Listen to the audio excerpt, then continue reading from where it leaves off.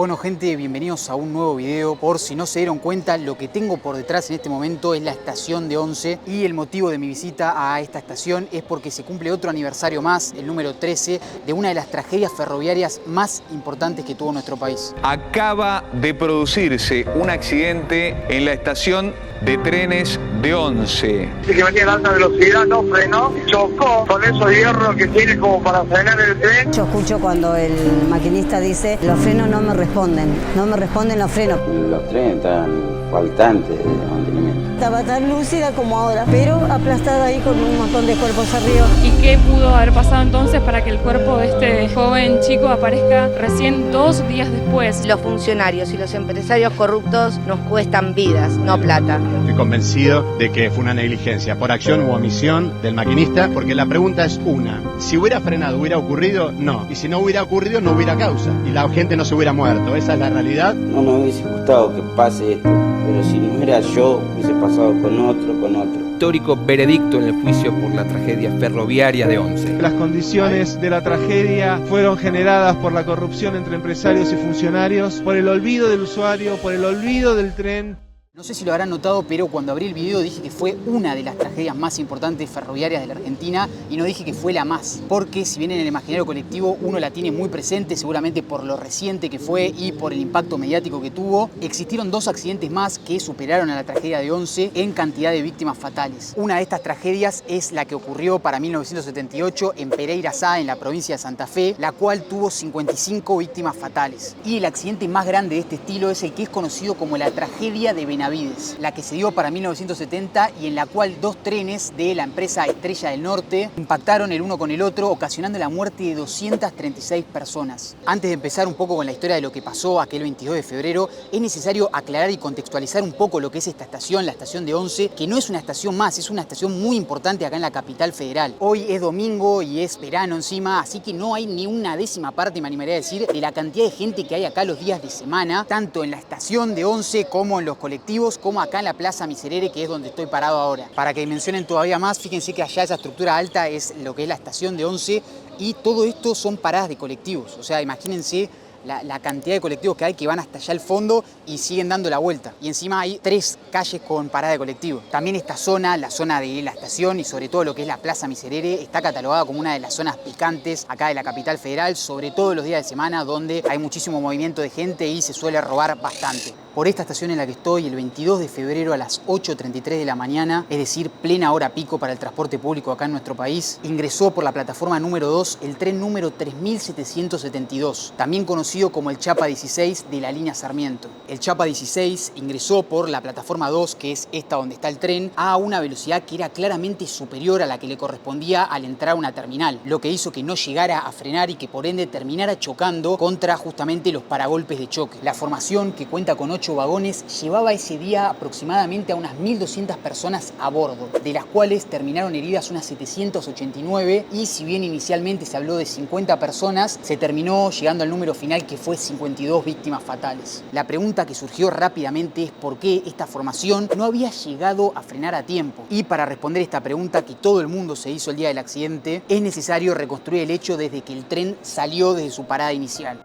Pasadas las 7:20 de la mañana, partió desde la estación de Moreno el tren 3772. 15 paradas separaban Moreno, la estación inicial del recorrido, de Once, la estación terminal. La próxima parada relevante sería Castelar, la quinta del recorrido, ya que en ella se realizó un cambio de personal. Se iba a bajar el motorman Ariel Andrada y lo iba a reemplazar Marcos Córdoba. Solo una estación después de que Córdoba tomara el control, el motorman iba a notar algo curioso, y es que Morón, una de las estaciones más concurridas que tiene todo el recorrido, los altoparlantes de la estación estaban anunciando el servicio como un servicio directo, es decir, que no iba a parar más hasta Once. Córdoba, como tenía estipulado algo distinto, consultó y le dijeron que era un error. Este error hizo que mucha gente se bajara y se volviera a subir del tren, algo que cambiaría su destino para siempre. En la estación anterior a Once, es decir, la estación de Caballito, el placa 16 iba a ingresar muy rápido. Hablamos de que la formación ingresó a 60 km por hora, pero a pesar del exceso de velocidad logró frenar a tiempo.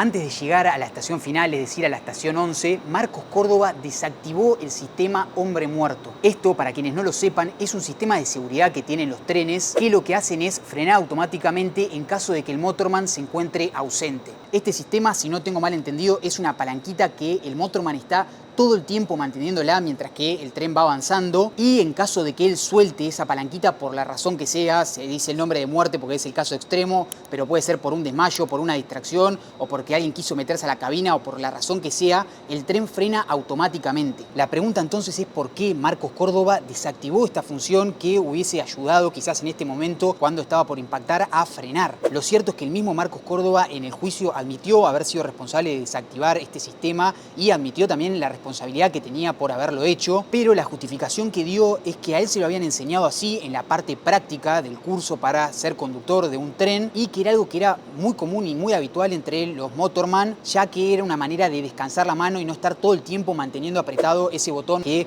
hacía que este sistema estuviese activado. Este error, el de desactivar este sistema de seguridad, no iba a ser el único error humano que iba a tener Marcos Córdoba, sino que también ingresó acá a la plataforma 2 a 27 km por hora, lo que equivale a 5 veces la velocidad permitida para entrar a una estación terminal, y por ende terminó impactando ya un poco más lento a unos 20 kilómetros contra los paragolpes. Si bien es cierto que el motorman Marcos Córdoba tuvo una gran responsabilidad en lo que pasó aquel 22 de febrero con estos dos graves errores humanos que cometió, también es cierto que hubo todo un entramado político y de corrupción por detrás que hizo que algo tan terrible como lo que pasó acá en la estación 11 de septiembre pudiera ocurrir. En primer lugar, hay que hablar de las cosas que no funcionaban, estaban rotas o no tenían el mantenimiento correspondiente, y la lista es extensa. Primero, el velocímetro, el cual no funcionaba, por ende el conductor no podía saber a qué velocidad transitaba. Después, el caso de los compresores, que de 8 compresores que tenía esta formación, solo funcionaban 4, lo que generaba un frenado extraño en la formación que después del accidente muchos denunciaron que ya venía ocurriendo antes de esto. Tampoco funcionaba el sistema hidráulico de la estación y de esa plataforma en particular, por lo cual el choque no se iba a absorber como correspondía y todo el accidente se iba a agravar muchísimo más. Y por último, los coches del tren, los cuales estuvieron 60 años trabajando en las vías sin el cuidado necesario, lo que generó que quedaran muy frágiles y que se provocaran daños mayores con el choque. A estas cosas rotas que tenía el tren hay que sumarle la corrupción, lastimosamente moneda corriente en este tipo de historias en nuestro país. La empresa Trenes de Buenos Aires, mejor conocida como TVA, estaba a cargo de la línea Sarmiento. La concesión se la había dado el ministro de Planificación Federal comandado por Julio De Vido. Entre 2005 y 2010, el subsidio mensual recibido por TVA había crecido un 146% y el subsidio por pasajero creció un 483%. Sin embargo, y a pesar del dinero otorgado a la compañía, el 100% del material rodante había cumplido ya su vida útil y en los últimos 4 años previos al accidente trágico habían pasado otros 15 más que ya venían advirtiendo del mal estado de los trenes y de lo que podía llegar a ser una catástrofe. Y a esto hay que sumarle que el mantenimiento que TVA le tenía que hacer a los trenes cada 750.000 kilómetros en el Chapa 16 no habían sido realizados. No es que se pasaron solo unos kilómetros, sino que la formación superaba los 2 millones de kilómetros.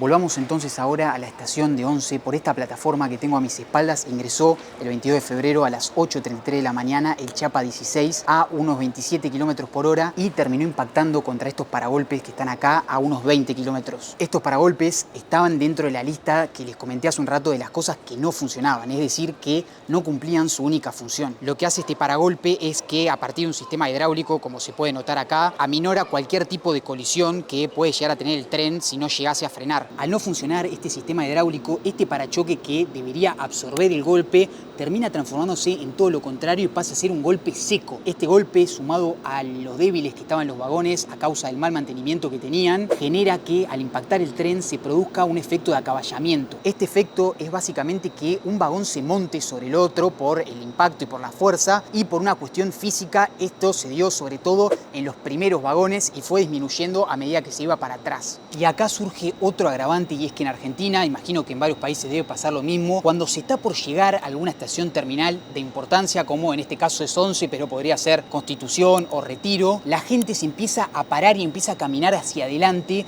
en pos de acelerar y adelantar obviamente a toda la gente que hay detrás y evitarse el embudo que se suele hacer en los molinetes. Si les estoy diciendo que los daños más importantes se dieron en los primeros vagones, en el 1, en el 2 y en el 3, por este efecto acaballamiento del que les hablé, y si también les estoy diciendo que la mayoría de la gente fue para adelante, obviamente que la mayoría de las muertes y la mayoría de los heridos se dio en esos primeros 3 vagones. El impacto de por sí causó que mucha gente obviamente terminara herida y hasta gente perdiera la vida, pero este efecto acaballamiento y esto de que un vagón se metiera dentro del otro hizo también que mucha gente quedara completamente atrapada, ya sea gente que estaba herida, gente que capaz que estaba ilesa pero atrapada, o hasta gente que había perdido la vida. No la podían sacar porque básicamente todos los fierros estaban doblados, estaban aplastados por fierros, era todo un desastre. Así que ese 22 de febrero, en esas horas de la mañana, acá en la estación de Once fue un caos intentando sacar a esa gente. Imagínense lo compleja que fue la búsqueda, que hasta las personas que estaban encargadas en ella no sabían la cantidad de víctimas fatales que había tenido este accidente. Recuerden que al inicio del video les dije que en un principio se pensaron que eran 50 personas, después con el tiempo se dieron cuenta que una de las chicas que estaba en el accidente, que había perdido la vida, estaba embarazada, por ende ascendió a 51 víctimas fatales, y después de 57 horas se encontró a la última persona que estaba acá. Esta última víctima, que se encontró más de 2 días después de que haya ocurrido el accidente, era Lucas, un chico de solo 20 años que había quedado atrapado entre el vagón 3 y 4 y que los fierros lo habían tapado de tal manera que no lo podían encontrar. De hecho, para que se imaginen, lo terminó encontrando un perro de la policía, ya que los rescatistas ni siquiera lo pudieron encontrar por sus propios medios. Lo primero que se hizo desde la estación, una vez que se vio el accidente y la magnitud del accidente que había ocurrido acá, fue lógicamente llamar a emergencias. Toda esta zona entonces se colmó de policías, de ambulancias del SAME y de bomberos que cumplieron un rol fundamental para salvar a las personas que todavía estaban dentro del tren. Para que dimensionen la cantidad de manos y la cantidad de ayuda que se requería, acá a la estación de Once ese día llegaron 2 helicópteros, 110 ambulancias, entre ambulancias privadas y públicas, y varias dotaciones de bomberos que se sumaron a la ayuda. Pero más allá de la ayuda profesional, que es lógica en estos casos, ya sea de la policía, de los bomberos o de los doctores, no hay que dejar de recalcar la ayuda de la gente, de la sociedad, y el sentimiento de solidaridad que nace en este tipo de casos tan cúlmines, ya que la gente que estaba presente en la estación, sea bien la gente que trabajaba ahí o la gente que recién había llegado en otro tren, o mismo que estaba esperando un tren para irse, y hasta la gente que había salido ilesa del accidente, empezaron a ayudar a las personas que habían quedado atrapadas entre los fierros. Dentro de lo horrible y todo lo negativo que tuvo esta tragedia, creo que era algo lindo o algo positivo a destacar de lo que pasó ese día. Lo más importante en esta historia obviamente son ellos, que son las 52 víctimas que perdieron la vida en la tragedia de Once, y por eso se les armó este memorial, que es un corazón, donde a su vez hay 52 plaquitas con corazones, haciendo referencia a cada uno de los nombres de las personas que perdió la vida acá. Y además de este memorial hay acá también una placa del Papa Francisco firmando y entregando una firma que está ahí, y una placa que se puso por los 10 años, es decir, en 2022, donde también se exige justicia y se pone las 52 fotos de las víctimas. Cada 22 de febrero se juntan acá por la mañana familiares y sobrevivientes de la tragedia de Once para obviamente intentar no dejar desaparecer lo que pasó y no dejarlo en el olvido. A las 8:33 de la mañana, que es el horario exacto en el que la formación tuvo el accidente, una de las formaciones de acá hace sonar la alarma, y obviamente ese es un momento de reflexión muy importante para todos los que asisten a este acto. Es triste pero cierto que nadie va a devolver a las 52 víctimas que tuvo este acontecimiento, pero también es cierto que este tipo de homenajes, este tipo de actos, o mismo el memorial que está hecho acá en la estación cerca de la plataforma 2, que fue donde ocurrió el accidente, es una manera muy importante de exigir justicia por lo que pasó, que se empieza a viajar mejor en los trenes en Argentina, algo que a pesar de todo lo que pasó estaría en condiciones de decir que no mejoró prácticamente en nada, y que por sobre todas las cosas se mantenga presente para que nada así se vuelva a repetir nunca más en nuestra historia.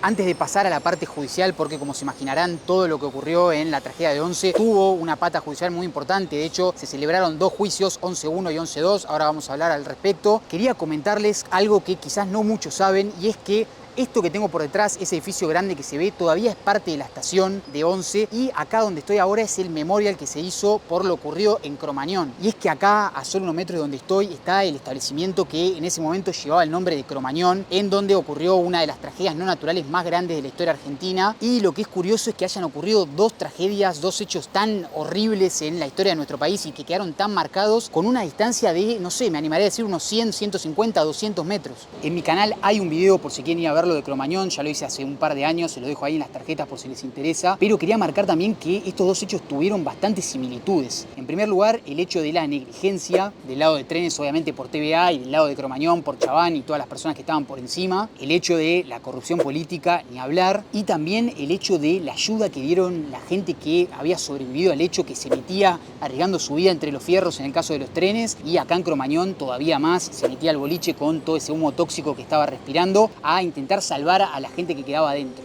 Todo lo ocurrido aquel febrero de 2012 derivó en dos juicios, uno celebrado en 2015 y el otro en 2018. Antes de comentar estos dos juicios, quiero mencionar lo que le ocurrió a Ariel Andrada, que por si no lo recuerdan, fue el motorman que cambió con Marcos Córdoba en la estación de Castelar, y quien también había dicho que la formación ese día estaba sobrecargada y lenta de frenos. El maquinista era un testigo clave, pero en 2013 lo asesinaron de 4 balazos en un hecho nunca esclarecido. Pasemos ahora sí a 11-1, que fue como se lo llamó a ese primer juicio, el cual apuntó a Marcos Córdoba, el motorman, a TVA, la empresa, y a los ex secretarios de transporte Ricardo Jaime y Juan Pablo Schiavi. Esta instancia terminó con 21 personas condenadas. Schiavi fue el que más condena tuvo con 8 años, Jaime con 7 y el motorman Córdoba solo 3 años. 3 años más tarde se llevó a cabo 11-2, juicio celebrado para apuntar al ex ministro Julio De Vido, a quien condenaron por 5 años y 8 meses por administración fraudulenta. Hoy, a 13 años de esta tragedia que quedó grabada a fuego en nuestra sociedad, no queda ni una sola persona cumpliendo condena.